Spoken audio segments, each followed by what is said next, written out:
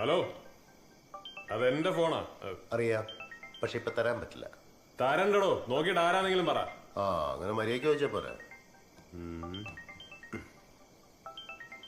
Johnny Antony, Johnny Antony. Film director Johnny Antony ആണോ സാറേ? ആ, ആർക്കറിയാം. ആ അതെ. താൻ സിനിമയില എന്താ പോസ്റ്റ്? പ്രൊഡ്യൂസറോ അതോ എഡിറ്ററോ?